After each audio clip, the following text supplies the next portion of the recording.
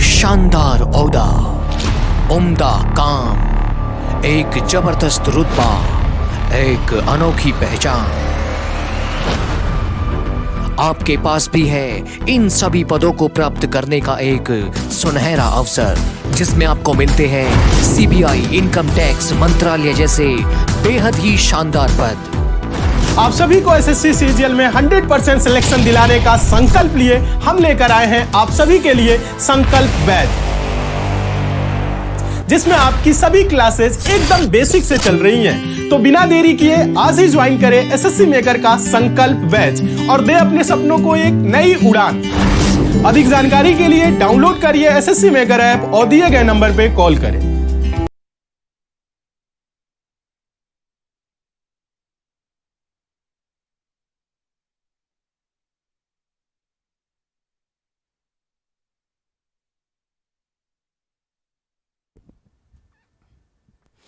नमस्कार दोस्तों, मैं मुकेश स्वागत करता हूं आप सभी का एक बार फिर से आपके अपने परिवार एसएससी मेकर पे। सभी को गुड मॉर्निंग, सुबह सुबह की राम राम, राधे राधे सभी प्यारे बच्चों को। कैसे हो आप सब? उम्मीद करता हूं सभी साथी, मेरे दोस्त, मेरे बंधु सब लोग मस्त होंगे, स्वस्थ होंगे। आपकी रिपोर्ट बिल्कुल ओके होगी, आपकी पढ़ाई अच्छे से चल रही होगी, है ना। चलिए भाई, आपको पता है कि डेली सुबह में हम लोग यहाँ पे प्रैक्टिस सेट लेके आते हैं, जिनके अंदर हम मिक्स क्वेश्चन लेके आते हैं ना। जैसा एग्जाम में जो क्वेश्चंस पूछे जाने के चांसेस ज़्यादा रहते हैं, वैसे क्वेश्चंस हम यहाँ पे डिस्कस आपके बीच में करते हैं। लेकिन साथियों, जो आज जो है ना, आज थोड़ा सा अलग करेंगे। आज आपको बहुत ज़्यादा कन्फ्यूजन होता होगा। एक देखो, कई बार क्या होता है ना, मैं बीच बीच में ऐसे कॉन्सेप्ट डिस्कस करना चाहता हूँ आप सबके साथ में। मैं वो रिस्पॉन्स देखना चाह रहा हूँ कि आप कितना इंटरेस्टेड हो कॉन्सेप्ट सीखने में, आपको कैसे चीज़ें समझ में आ रही है, ताकि आपको चीज़ें वो रटनी ना पड़े। और जहाँ से क्वेश्चन, जिस कॉन्सेप्ट से ज़्यादा क्वेश्चन पूछे जाते हैं, वो कॉन्सेप्ट मैं आप सभी के बीच में लेके आता हूँ। जैसे मैंने पिछले कुछ दिनों पहले 2-3 कॉन्सेप्ट डिस्कस किए थे, और आज का जो कॉन्सेप्ट रहेगा ना साथियों, वो भी वेरी वेरी इंपॉर्टेंट कॉन्सेप्ट है साथियों, जो कि पॉजेसिव केस ऑफ नाउन होगा। ठीक, आप लोगों ने जरूर सुना होगा possessive case of noun apostrophe. उसके आज सारे कॉन्सेप्ट क्लियर कर दूंगा, कहाँ लगेगा, कहाँ नहीं लगेगा, क्या क्या कंडीशन है, सारे कॉन्सेप्ट क्लियर कर दूंगा। तो ऐसे छोटे छोटे कॉन्सेप्ट मैं आपके बीच में लेके आता रहूंगा।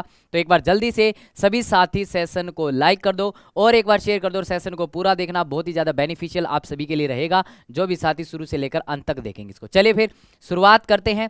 शुरुआत करने से पहले मैं आप लोगों को बता दूँ एक बात कि भैया, एसएससी जीडी की अगर आप तैयारी करना चाहते हो, आपका सपना है फौजी बनना, तो आप सभी के बीच में एसएससी मेकर लेके आ गया है एसएससी जीडी के लिए फौजी बैच। जी हाँ दोस्तों, जो कि मात्र 399 रुपये में आपको मिल जाएगा। एसएससी मेकर की ऐप डाउनलोड करके वहां से जुड़ सकते हैं। बहुत ही बेहतरीन बैच है जीडी वाले बच्चों के लिए। चलिए भाई, तो आज से जो है, आज का जो टॉपिक होगा वो रहेगा अपना क्या, पॉजेसिव केस ऑफ नाउन। तो यहाँ पे आप लोग हेडिंग डाल सकते हो पॉजेसिव केस ऑफ नाउन। बिल्कुल प्यार नाल समझना, पॉजेसिव केस ऑफ नाउन क्या होता है sir? Possessive case of noun, सारे डाउट क्लियर हो जाएंगे इससे रिलेटेड।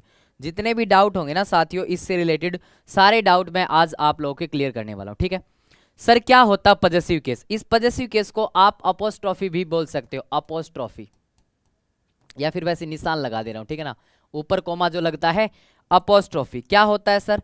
देखो भाई, ये पॉजेशन दिखाने के लिए आता है। क्या हुआ, जैसे राम है ना, राम घर पे पॉजेशन दिखाना चाह रहा है। जो राम है साथियों, वो मान लो घर पे पॉजेशन दिखाना चाह रहा है, तो कैसे बोलेगा? वो ऐसे बोलेगा राम्स हाउस, ऐसे बोलेगा राम्स हाउस। अब होगा क्या? अब होगा क्या? ये जो हाउस है साथियों, ये एक नाउन है। ये क्या है? एक नाउन है, जिस पे अधिकार दिखा रहा है राम। इसका मतलब है राम का घर। अब अपोस्ट्रोफी किस पे लगेगा? ध्यान से सुन लो, अपोस्ट्रोफी किस पे लगेगा? सिर्फ और सिर्फ नाउन पे अपोस्ट्रोफी लगता है, उसके अलावा किसी पे अपोस्ट्रोफी नहीं लगता। इसलिए ये बोला जाता है पॉजेसिव केस ऑफ नाउन होता है, और किसी का नहीं होता, एडजेक्टिव वगैरह पे नहीं लगता। ये नाउन का पॉजेसिव केस होता है। दूसरी बात क्या है साथियों? दूसरी बात ये है कि अपोस्ट्रोफी किस पे लगेगा? जो अधिकार दिखाएगा उस पे ही तो लगेगा। अब राम अधिकार दिखा रहा, राम पे लगा दिया। कमल दिखाएगा, कमल पे दिखा दिया। मैं दिखाऊंगा, मेरे पे लग जाएगा। तो यानी कि जो अधिकार दिखाएगा उस पे अपोस्ट्रोफी लगाया जाएगा। सीधी सी बात है, सीधी सी बात है। ओके, रिपोर्ट है। चलिए, अब यहां पे मैंने लिख दिया राम्स हाउस। इसका मतलब क्या हो गया? इसका मतलब हो गया सर राम का घर। इसका मतलब क्या हो गया? राम का घर। ठीक है सर। अब क्या है? अच्छा, क्या इसी चीज को मैं ऐसे भी लिख सकता हूं क्या? The house of Ram. एक बार ये और बात बता दो, द हाउस ऑफ राम। क्या ऐसे भी लिख सकता हूं क्या? एक बार सोचो समझो, ये बताओ क्या मैं ऐसे लिख सकता हूं द हाउस ऑफ राम? थोड़ी सी कॉमन सेंस लगाओ और आंसर पाओ। क्या मैं ऐसे लिख सकता हूं भाई द हाउस ऑफ राम? हाँ जी सर बिल्कुल लिख सकते हैं, बिल्कुल लिख सकते हैं। ध्यान देना अधिकार दो तरीके से दिखाया जा सकता है साथियों, एक तो अपोस्ट्रोफी केस लगा के, दूसरा ऑफ प्रेपोजिशन। ऑफ प्रेपोजिशन भी अधिकार दिखाने का काम करती है। ये प्रेपोजिशन हो गई, राम इसका ऑब्जेक्ट हो गया। ध्यान देना जो ऑफ प्रेपोजिशन के बाद में आएगा वो अधिकार दिखाएगा जो पहले आया है। इसका मतलब भी क्या है? राम का घर। इसका मतलब राम्स हाउस को हम लिख सकते हैं द हाउस ऑफ राम। ये बात हो गई क्लियर, ठीक है भाई। अब आगे बढ़ते हैं, आगे बढ़ते हैं सर, आगे बढ़ते हैं, चीजों की गहराई को जानने की कोशिश करेंगे। सर मैंने लिखा द चेयर्स लेग। मैंने क्या लिख दिया साथियों? द चेयर्स लेग मैंने लिख दिया, द चेयर्स लेग। देखो तो एक बार सही है कि गलत है? द चेयर्स लेग मैंने लिख दिया यहाँ पे, ये सही है कि गलत है? देखो तो एक बार, द चेयर्स लेग मैंने लिख दिया यहाँ पे, सही लग रहा कि गलत लग रहा? अब साथियों मेरी बात सुना ध्यान से, अपोस्ट्रोफी लगता है जो अधिकार दिखाता है। जो क्या दिखाता है? अधिकार दिखाता है।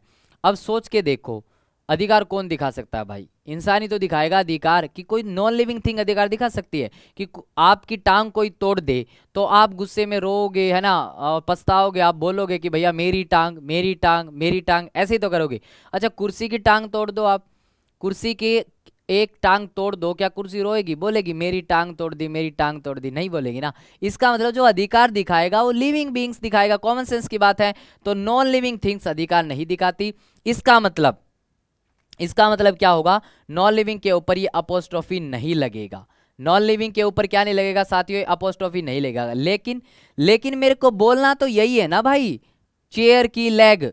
मेरे को बोलना यही है चेयर की लेग, लेकिन मैं अपोस्ट्रोफी नहीं लगा सकता। अपोस्ट्रोफी सिर्फ और सिर्फ लगेगा किसके साथ में? लिविंग बीइंग्स के साथ में। लेकिन सर मेरे पास दूसरा तरीका है जो कि आप पहले बता चुके हो, जो कि आप पहले बता चुके हो। वो दूसरा तरीका भी तो है गुरुदेव। मैं इसको ऐसे लिख दूंगा सर, मेरे को मीनिंग वही चाहिए, तो मैं ऐसे ना लिख दूं इसको the leg of the chair, the leg of the chair. बताओ ओके रिपोर्ट हुई? जल्दी से बताओ भाई, ओके रिपोर्ट हुई? जल्दी से बता दो the leg of the chair. अब ये सही है भाई, ये सही है। इसका मतलब नॉन लिविंग जो होते हैं वो अपोस्ट्रोफी उनके साथ में यूज नहीं कर सकते। ऑफ प्रेपोजिशन के थ्रू हम चीजों को रिलेट कर सकते हैं। ठीक है भाई, पहली बात क्लियर हुई। अपोस्ट्रोफी हम सिर्फ लिविंग बीइंग्स के साथ में यूज करेंगे। लेकिन अब आगे बढ़ते जाओ और चीजों को समझते जाओ भाई। हाँ आगे बढ़ते जाओ और चीजों को समझते जाओ। अब जब केस नंबर 1, केस 1, जब अपोस्ट्रोफी नॉन लिविंग के साथ में यूज होता है, उसके केसेस में यूज कर रहा हूं, उनके रीजन भी बताऊंगा क्यों होता है। जब पर्सोनिफिकेशन हो जाता है, पर्सोनिफिकेशन, पर्सोनिफिकेशन, पर्सोनिफिकेशन का मतलब मानवीयकरण, यानी कि किसी को मानव मान लिया जाता है, किसी को इंसान मान लिया जाता है। किसी को क्या मान लिया जाता है? इंसान मान लिया जाता है। और जब इंसान ही मान लिया गया तो फिर अपोस्ट्रोफी दिखा सकता है भाई। अब किसी नॉन लिविंग को हम इंसान मान ले तो अपोस्ट्रोफी तो यूज कर सकते हैं ना साथियों। जैसे मैंने लिख दिया सूर्य का प्रकोप, द सन्स फ्यूरी, ऐसे लिख दिया ना, सन्स फ्यूरी, ऐसे लिख दिया। मान लो मैंने सूर्य का प्रकोप, तो सूर्य का प्रकोप क्या, मैंने इसको इंसान मान लिया कभी, सूर्य का प्रकोप। ठीक है भाई, कोई दिक्कत नहीं है। मान लो मैंने लिख दिया द डेथ्स हैंड, मौत के हाथ, ऐसे नहीं बोल देते हैं, मौत के हाथ, द डेथ्स हैंड। बताओ कोई दिक्कत? हाँ, देश का सम्मान, कंट्रीज ऑनर, कंट्रीज ऑनर, देश का सम्मान। ये धरती हमारी माँ है, इसका मतलब हमने उसको लिविंग बीइंग मान लिया। मेरी बात समझ में आई? मानवीयकरण का मतलब ही यही होता है, जब हम किसी नॉन लिविंग को मानव मान ले, मानवीयकरण। और जब हमने उसको मानव ही मान लिया तो हम उसके साथ में अपोस्ट्रोफी लगा सकते हैं। ओके रिपोर्ट, बताओ शाबाश। तो पहला केस तो क्या है, जब पर्सोनिफिकेशन कर देते हो तो आप जो है ना क्या लगा सकते हो साथियों, आप अपोस्ट्रोफी लगा सकते हो। ठीक है भाई, अब देखो केस नंबर 2, अब देखेंगे यहां पे केस नंबर 2। केस नंबर 2, जो इडियम्स एंड फ्रेजेज होते हैं, जो क्या होते हैं, इडियम्स एंड फ्रेजेज होते हैं, इडियम्स एंड फ्रेजेज जो होते हैं उनमें जो अपोस्ट्रोफी पहले से लगे ही होते हैं, उनके साथ कोई छेड़खानी नहीं होती भाई। जैसे जो इडियम्स और फ्रेज होते हैं उनमें जो अपोस्ट्रोफी पहले से लगे हैं, ऑलरेडी लगे हैं, उनके साथ आप छेड़खानी मत करना। इंसान के साथ में लगे, जानवर के साथ में, नॉन लिविंग के साथ में, डजेंट मैटर, वो सही होते हैं। उनके लिए हमें अपनी ग्रामर की नॉलेज को यूज नहीं करना, वो फिक्स होते हैं साथी। आई बात समझे? जैसे कहावत वगैरह हो जाते हैं ना, जैसे आप लोगों ने सुना होगा एट वंस विट्स एंड, सुना है कि नहीं सुना बताओ? किस किस के ऊपर अपोस्ट्रोफी आप लोगों ने सुना, जल्दी से बताओ। सुना होगा ना ये at one's wit's end, wit's end यानी कि पजल हो जाना, कंफ्यूज हो जाना। एट अ स्टोन्स थ्रो भी सुना होगा, एट अ स्टोन्स थ्रो। ठीक, तो आप लोगों को किस बात का ध्यान रखना है कि पर्सोनिफिकेशन आ जाए तो भी अपोस्ट्रोफी सही है, और दूसरा इडियम्स एंड फ्रेजेस आ जाएं जिसमें अपोस्ट्रोफी ऑलरेडी लगा है तो वो भी सही। ठीक है भाई, इसके अलावा भी कोई केस होता है क्या सर? इसके अलावा भी कोई केस होता है क्या सर? जी हाँ दोस्तों, मेजरमेंट यूनिट्स के साथ में और होता भाई।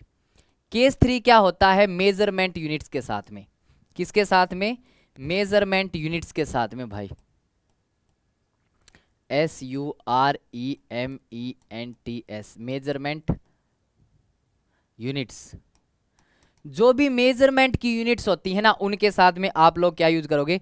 अपोस्ट्रोफी यूज करोगे। जैसे एक दिन की छुट्टी, a day's leave, a day's off या अ डेज लीव। ठीक है भाई, एक दिन की छुट्टी। एक टन वेट, अ टन्स वेट। ठीक है, बताओ कोई दिक्कत? कोई दिक्कत परेशानी जल्दी से बता दो भाई एक बार। कोई दिक्कत परेशानी है तो किसी बच्चे को बताओ भाई। आई बात समझ में?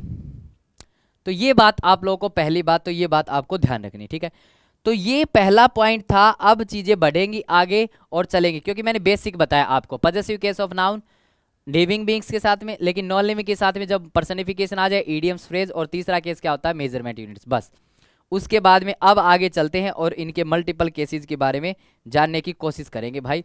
मल्टीपल केसेस के बारे में ये तो था साथियों कि किसके साथ में यूज होता है, किसके साथ में यूज नहीं होता है।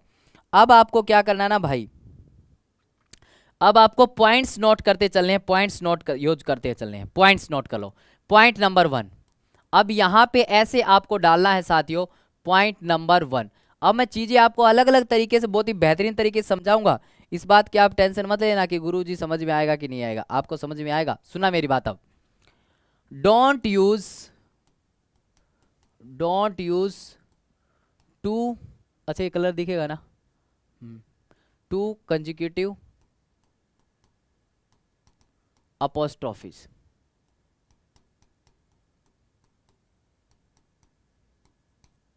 आपको लगातार 2 अपोस्ट्रोफी यूज नहीं करने हैं। रीजन भी बताऊंगा क्यों यूज नहीं करते। लगातार आपको 2 अपोस्ट्रोफी यूज नहीं करने हैं, आपको मैं रीजन भी बताऊंगा। जैसे मान लो मैं ये कहना चाह रहा हूं कि मेरे दोस्त का दोस्त शराबी है, हाँ बेवड़ा है। चलिए मैं ऐसे कहना चाहूं, मान लो मेरे दोस्त का भाई, माय फ्रेंड्स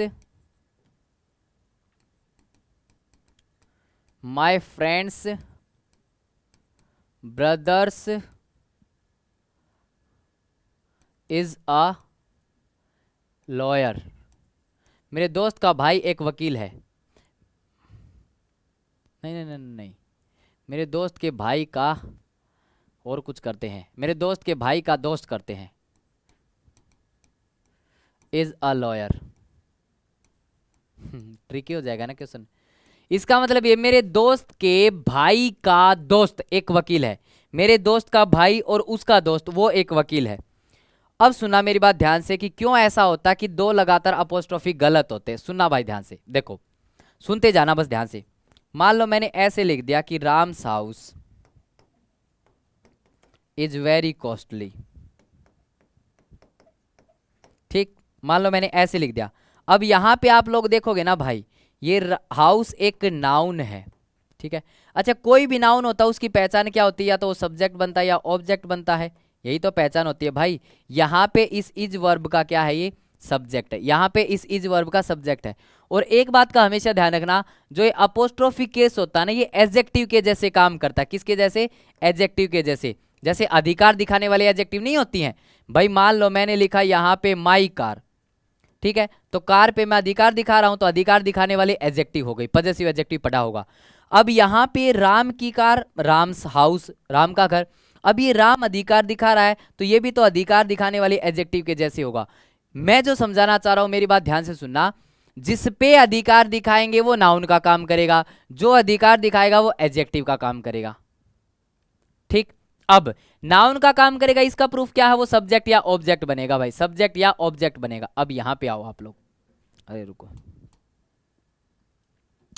अब यहां पे आप लोग आएंगे, यहां पे आप लोग आओ भाई, यहां पे आओ। अब आप लोग, अब यहां पे आप लोग आओ, एक बार यहां पे आप लोग आओ। अगर इसको चेक करने चलोगे ना साथियों, इसको जब चेक करोगे आप, तो भैया यहां पे इस इज वर्ब का सब्जेक्ट कौन है भैया, ये फ्रेंड है सब्जेक्ट।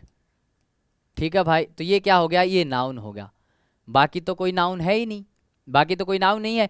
इसका मतलब अगर ये दोस्त इस भाई पे अधिकार दिखा रहा तो ये भाई नाउन का काम करना चाहिए, नाउन का काम करेगा तो सब्जेक्ट ऑब्जेक्ट। अब काहे का सब्जेक्ट ऑब्जेक्ट बन रहा है, सब्जेक्ट तो फ्रेंड है। समस्या यही होती है दोस्तों, जो अधिकार दिखाएगा वो एडजेक्टिव का काम करेगा, जिस पे अधिकार दिखाएगा वो नाउन का काम करेगा, नाउन का काम करेगा तो भाई सब्जेक्ट ऑब्जेक्ट तो बनेगा। अब गड़बड़ यही होती है, अब इसको इस तरीके से सही करो कि मीनिंग भी वही हो जाए और भाई सारी चीजें सही हो जाए। तो मैं कैसे लिख दूंगा, मेरे दोस्त के भाई का दोस्त, the friend of my friends brother is a lawyer. बताओ बात समझ में आई अब आप लोगों को, क्या अब आप लोगों को बात समझ में आई? अब चीजें देखना ध्यान से सुनते जाना। क्या अब भी मीनिंग वही है, दोस्त किसका दोस्त, मेरे दोस्त के भाई का दोस्त।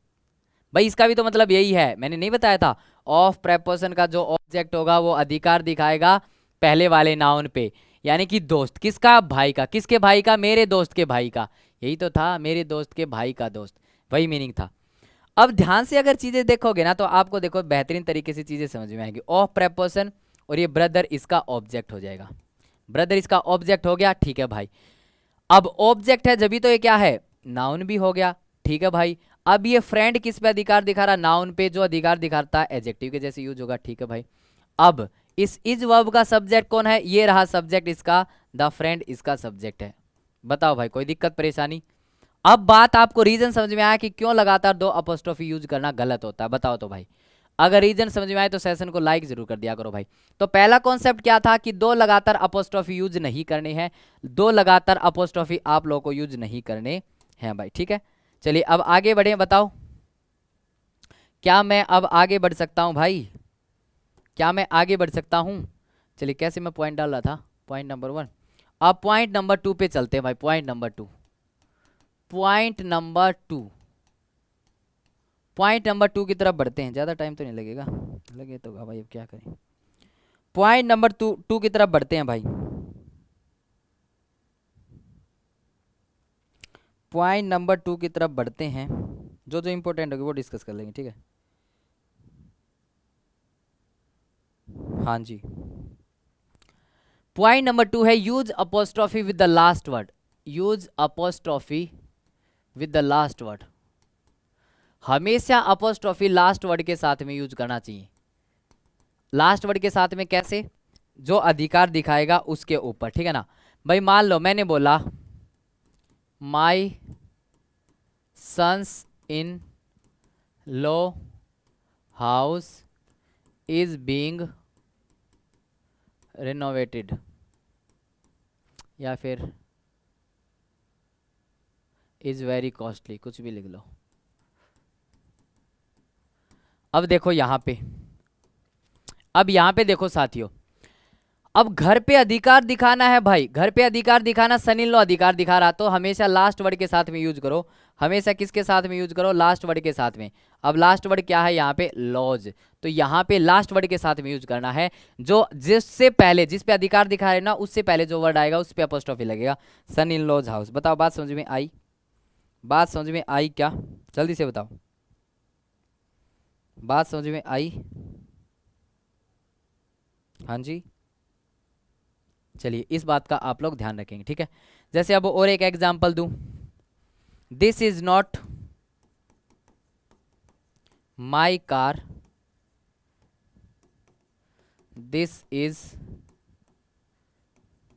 समवंस एल्स कार, कार को मैं कॉमन लिख दे रहा हूँ, लिखूं चाहे ना लिखूं चल जाएगा काम, क्योंकि मैं पहले आ गया। ये मेरी कार नहीं है, किसी और की कार है। तो ध्यान देना, कार पे अधिकार दिखाना है तो भाई इसके साथ में हटाओ एल्सिस के साथ में। तो ध्यान देना, ये भी बहुत पूछा जाता है कि एल्स अगर आया है तो एल्स के साथ में अपोस्ट्रोफ यूज होगा। अगर एल्स आया है तो एल्स के साथ में अपोस्ट्रोफ यूज होगा, इस बात का आप लोग ध्यान रखेंगे, रख लोगे ध्यान कि एल्स अगर आया तो एल्स के साथ में अपोस्ट्रोफी यूज होगा, ठीक है। और एक और बात ध्यान रखना कि सेक वर्ड के साथ में भी अपोस्ट्रोफी यूज होता है, सेक वर्ड के साथ में भी अपोस्ट्रोफी यूज होता है। जैसे मैंने लिखा I did it for my brother's sake, मेरे भाई की खातिर मैंने किया, खातिर नहीं बोलते हैं जैसे, मेरे भाई की खातिर, ठीक। तो ब्रदर्स सेक, सेक से पहले अपोस्ट्रोफी आएगा, इस बात का आप लोग ध्यान रखेंगे। तो ये पॉइंट 2 था। चलिए आगे बढ़ते पॉइंट 3, आगे बढ़ते पॉइंट 3 की तरफ बढ़ते हैं भाई। पॉइंट 3, पॉइंट 3 क्या कहता है साथियों? पॉइंट 3 क्या कहता है? हाँ जी, देखो भाई अब क्या होगा। पॉइंट 3 क्या कहता है? अगर दो नाउन मिलके एक ही पे अधिकार दिखा रहे हैं तो अपोस्ट्रोफी भी एक ही के साथ लगेगा। दो नाउन मिलके अलग अलग पे अधिकार दिखा रहे हैं तो अपोस्ट्रोफी अलग अलग के साथ में लगेगा। कैसे? मैंने लिखा यहाँ पे Kamal's and Sohan's cars are very costly. Kamal's and Sohan's cars are very costly. अब ध्यान से सोच समझ के आप लोग यहाँ पे देखोगे तो चीजें आपको समझ में आएंगी भाई। देखो मेरे बात ध्यान से, यहाँ पे क्या है, यहाँ पे क्या है, ये है कार नाउन है जिस पे अधिकार दिखाया जा रहा है। अब इस पे अधिकार दो बंदे दिखा रहे, कमल भी अधिकार दिखा रहा, सोहन भी अधिकार दिखा रहा। अब अगर दो अपोस्ट्रोफी यूज किए मैंने अलग अलग, इसका मतलब कार दो है, दोनों की अलग अलग है, तो मैंने प्लूरल कर दिया भाई, ठीक है। अगर दोनों की एक ही होती तो मैं कैसे लिखता? तो मैं ऐसे लिखता कि Kamal and Sohan's car, Kamal and Sohan's car is very costly. अब मैं ऐसे लिखता इज वेरी कॉस्टली। बताओ बात समझ में आई? बात पल्ले पड़ी कि नहीं पड़ी बता दो भाई। इसका मतलब अब ये कार नाउन है जिस पर अधिकार दिखाया जा रहा है, एक ही कार है, तो यानी कि कमल और सोहन मिलके दोनों एक ही कार पे अधिकार दिखा रहे, तो अपोस्ट्रोफी भी भाई बस एक के साथ में लगेगा। बात समझ में आई? बस एक के साथ में ही लगेगा। ये बात आप लोगों को समझ में आई क्या? जल्दी से बताओ, जल्दी से बताओ। जैसे मान लो मैं एक एग्जाम्पल लूँ अब आपके बीच में, तो आप लोग बताना। जैसे मान लो मैंने लिखा इंडियाज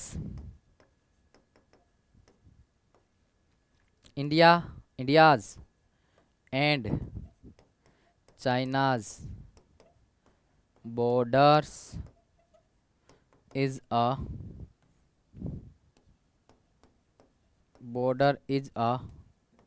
बोन ऑफ कंटेंशन। चलिए कीजिए तो भाई आंसर एक बार जल्दी से, एक बार आंसर करो इस क्वेश्चन का। आप सभी साथी आंसर करेंगे एक बार इस क्वेश्चन का, आंसर करो सभी साथी। मैंने क्या लिखा है यहाँ पे? India's and China's border is a bone of contention. देखो तो एक बार क्या होगा।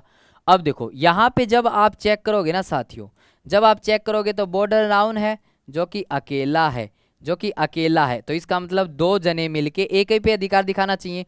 लेकिन यहाँ पे तो अपोस्ट्रोफी तो अलग अलग लगा दिया, अलग लगा दिया, तो इसका मतलब दो अलग अलग बॉर्डर होंगे। लेकिन कमाल की बात है, अगर वो झगड़े की जड़ है तो वो बॉर्डर तो एक ही कॉमन होगा भाई। मान लो ये है बॉर्डर, इधर इंडिया इधर चाइना, तो यही तो है बोन ऑफ कंटेंशन, तो दोनों का बॉर्डर ये कॉमन हो गया। अगर बॉर्डर कॉमन हो गया तो अपोस्ट्रोफी भी कॉमन कर दो और यहाँ पे काट दो भाई। बात समझ में आई? आप सभी साथियों को जल्दी से बता दो एक बार, क्या आपको बात समझ में आई जो मैं आप लोगों को समझाना चाह रहा हूँ? बात समझ में आई हो? हाँ जी, ठीक। तो इस बात का आप लोग ध्यान रखेंगे, इस बात का आप लोग ध्यान रखेंगे, ठीक है ना भाई। आगे चलते हैं, पॉइंट नंबर 4 की तरफ बढ़ते हैं भाई। पॉइंट नंबर 4, चलिए जो भी 4-5 पॉइंट डिस्कस kरेंगे आज, पॉइंट नंबर 4 की तरफ बढ़ते हैं। पॉइंट नंबर 4 थोड़ा स्पीड में मैं इस वजह से चल रहा हूँ, पॉइंट छूटे ना। पॉइंट नंबर 4 क्या है? देखो ध्यान से सुनना भाई। अगर एक लड़के की कार है तो आप लोग क्या बोलोगे? बॉयज कार, ऐसे ही तो बोलोगे ना, एक लड़के की कार है तो भाई ठीक है। एक से ज्यादा लड़कों की कार है तो क्या बोलोगे फिर? ध्यान देना, अगर एक से ज्यादा लड़के, भाई मान लो बॉय कब लिखा मैंने, जब ये सिंगुलर था। एक से ज्यादा हो गए तो क्या हो जाएगा? बॉयज हो जाएगा। ठीक है भाई, ऐसे ही एक लड़के की कार होगी तो मैं क्या लिखूंगा? अपोस्ट्रोफी लगा दूंगा, बॉयज कार। मैं एक बार कार हटा दे रहा हूं, बॉयज। एक से ज्यादा की होगी तो क्या होगी? बॉयज। ऐसे होगी ना कमाल, मतलब कायदे से तो। लेकिन क्या होगा, दो बार एस आ जाएंगे तो इस वजह से एक एस को हम हटा देंगे। अब हम इसको ऐसे बोलेंगे कि बॉयज। तो ध्यान देना, अगर प्लूरल का आपको प्लूरल नाउन को पोजीशन दिखानी है तो बस एस लगा के ऊपर कोमा लगा देना, समझ जाएंगे अधिकार दिखाया जा रहा है। इस बात का आप लोग ध्यान रखेंगे, इस बात का आप लोग ध्यान रखेंगे। जैसे मान लो सबकी किताबें ओपन पड़ी हैं, मान लो मैं एक सेंटेंस लिखना चाह रहा हूं, सबकी किताबें ओपन पड़ी हैं, कैसे लिखूंगा? All boys' books are lying open, are lying open. देखो तो एक बार सही है कि गलत है? सही है कि गलत है? सर सरासर गलत है। ऑल आया तो प्लूरल आएगा, इसका मतलब सारे के सारे लड़के, सारे के सारे लड़कों को पहले तो सारे के सारे बनाओ, फिर अपोस्ट्रोफी लगाओ। अब ये सही होगा, अब ये सही होगा। बात समझ में आई आप सभी को? बात समझ में आई? तो इस बात का आप लोग ध्यान रखा कि प्लूरल का कैसे आप लोग बनाते हो, प्लूरल का आप लोग कैसे बनाते हो भाई, इस बात का आप लोग ध्यान रखेंगे। ठीक है भाई, इस बात का आप लोग ध्यान रखेंगे। ठीक है, चलिए। हाँ जी, हाँ जी, चलिए भाई आगे बढ़ते हैं। पॉइंट नंबर कितना आ गया? अब पॉइंट नंबर आ गया 5। पॉइंट नंबर 5 की तरफ बढ़ते हैं भाई। पॉइंट नंबर 5,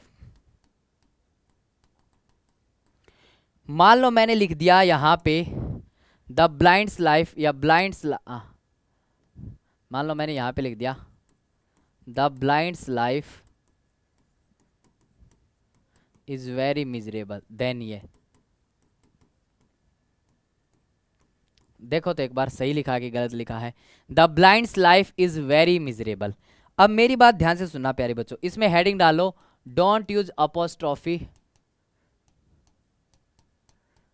या कोमा लिखो यार, don't use comma with adjectives. Adjective के साथ में कोमा यूज नहीं करना भाई। अब यहां पे देखो मेरे साथ में चलो, लाइफ क्या है? सब्जेक्ट है जो कि नाउन है ना भाई? ठीक है भाई, अब इसकी वर्ब कौन है? इज वर्ब है। अब ये ब्लाइंड क्या है? ये पहले से ही एडजेक्टिव था। जो ब्लाइंड होता है ना साथियों, ये पहले से, ये किसी का नाम थोड़े ना होता है। ब्लाइंड पर्सन, ब्लाइंड बॉय, ये तो पहले से एडजेक्टिव है। एडजेक्टिव के ऊपर अपोस्ट्रोफी कैसे लग जाएगा भाई? राम के ऊपर लगाया, कार के ऊपर किसी के ऊपर भी लगाया, लेकिन वो नाउन था जिसके ऊपर हम अपोस्ट्रोफी यूज करते हैं, एडजेक्टिव के ऊपर नहीं यूज करेंगे। तो इसको मारो काटा। अब इसको दूसरे तरीके से हम कैसे लिख सकते हैं? The life of the blind, ऐसे कर दो फिर, the life of the blind. बताओ बात समझ में आई? बात समझ में आई क्या आप सभी को? जल्दी से बता दो भाई, क्या आप सभी को बात समझ में आई? जल्दी से बता दो भाई, जल्दी से एक बार बता दो मुझे, क्या आप सभी को बात समझ में आई क्या? जल्दी से बताएंगे एक बार सभी साथी लोग, क्या आप सभी को बात समझ में आई क्या? जल्दी से बताओ भाई। बहुत बढ़िया, बहुत अच्छे। चले भाई अब आगे बढ़ते हैं, आगे बढ़ते हैं, आगे बढ़ते हैं भाई। और पॉइंट नंबर चलते हैं, पॉइंट नंबर आज का आखिरी पॉइंट पे चलते हैं। पॉइंट नंबर कितना आ गया? पॉइंट नंबर 6 आज का आखिरी पॉइंट है दोस्तों, पॉइंट नंबर 6। पॉइंट नंबर 6, अब इसमें क्या है खास है भाई? इसमें क्या खास बात है? अब मेरी बात ध्यान से सुनना आप लोग। क्या मैं ऐसे लिख सकता हूं राम्स हाउस? लिख सकता हूं सर। क्या मैं ऐसे लिख सकता हूं द हाउस ऑफ राम? क्या मैं ऐसे लिख सकता हूं द हाउस ऑफ राम्स? बताओ भाई, इन तीनों में से कौन सा आप लोगों को गलत लग रहा है? जल्दी से बताओ, इन तीनों में आप लोगों को कौन सा गलत लग रहा है? इतनी सी बात बता दो बस मेरे को, इतनी सी बात बता दो।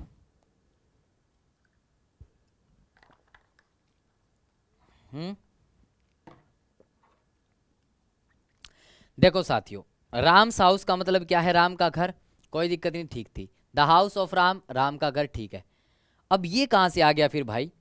द हाउस ऑफ राम, इसका मतलब खुद ही था राम का घर। द हाउस ऑफ राम्स यानी कि राम के क्या का घर, तो इसका मतलब ये अपोस्ट्रोफी गलत है, ये अपोस्ट्रोफी यहाँ पे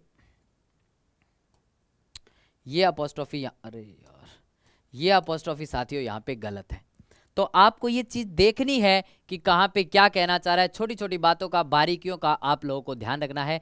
ये था आज का टॉपिक, थोड़ा सा छोटा सा टॉपिक था, नन्ना सा टॉपिक था, लेकिन मैंने स्पीड में करवाने की कोशिश की। 6 इंपॉर्टेंट कॉन्सेप्ट मैंने डिस्कस की जहाँ से क्वेश्चन पूछे जाते ही जाते हैं। आप कोई भी एग्जाम उठा के देख लेना, क्वेश्चन पूछे जाते ही जाते हैं भाई। तो आप लोगों को ध्यान रखना है इन छोटी छोटी बातों का। ये जितने भी मैंने कॉन्सेप्ट करवाए सारी बातों का ध्यान रखेंगे, ठीक है भाई। क्लास अच्छा लगा हो तो सेशन को क्या करना, मिल के भाई सेशन को लाइक करना, कमेंट करके बताना कॉन्सेप्ट कैसा लगा। चलिए भाई आगे बढ़ता हूँ, बता देता हूँ कि सीजीएल जो भी बच्चे एसएससी जीडी की तैयारी करें उन सभी के लिए फौजी बैच एक बार फिर से आ गया आपके बीच में। मात्र 399 रुपये में कंप्लीट बैच आपको मिल जाएगा। एसएससी मेकर की ऐप डाउनलोड करोगे, वहां से आप इस बैच से ज्वाइन कर सकते हो। बहुत ही दमदार, शानदार, जानदार सेशन ये जो है ना, जानदार बैच ये रहता है भाई, ठीक है भाई। इसके अलावा बैचेज चल रहे हैं, जैसे टारगेट बैच है आरपीएफ कांस्टेबल एसआई के लिए मात्र 299 रुपये, सीजीएल सीएचएसएल सीपीओ वालों के लिए संकल्प बैच 2.0 मात्र 500 रुपये, और आरआरबी एएलपी टेक्नीशियन वालों के लिए पायलट बैच मात्र 350 रुपये। सारे के सारे कोर्स एसएससी मेकर की ऐप पे अवेलेबल है। आप जिस किसी भी एग्जाम की तैयारी कर रहे हो उससे रिलेटेड बैच से जुड़ो, पढ़ो, सिलेक्शन को लो भाई, सुनिश्चित करो, ठीक है भाई। रोज रात को 8 बजे अजय सर की क्लास होती है। एक दिन मैथ्स, एक दिन रीजनिंग पढ़ाते हैं, एकदम बेसिक से पढ़ाते हैं। तो डेली रात को 8 बजे इनके साथ में जरूर जुड़ना है एसएससी मेकर के यूट्यूब चैनल पे बेसिक से पढ़ने के लिए। ये लिंक है प्यारे बच्चों, एप्लीकेशन का लिंक है, पीडीएफ कोर्सेज वगैरह सब यहीं पे मिलेंगे। साथ ही साथ आप लोग हमें इंस्टाग्राम, फेसबुक, टेलीग्राम, ट्विटर के माध्यम से फॉलो कर सकते हैं, ठीक है साथियों। तो आप सभी का मेरे इस सेशन में जुड़ने के लिए तहे दिल से शुक्रिया। कल फिर मुलाकात होगी। कल क्या, वो कैब वाली क्लास में मुलाकात होगी, आज ही दोपहर 12 बजे वो कैब वाली क्लास में मुलाकात होगी। सभी को जुड़ना है। चलिए भाई, तो आज के लिए इतना ही। थैंक्स एवरीबॉडी, बाय बाय, राम राम साथियों।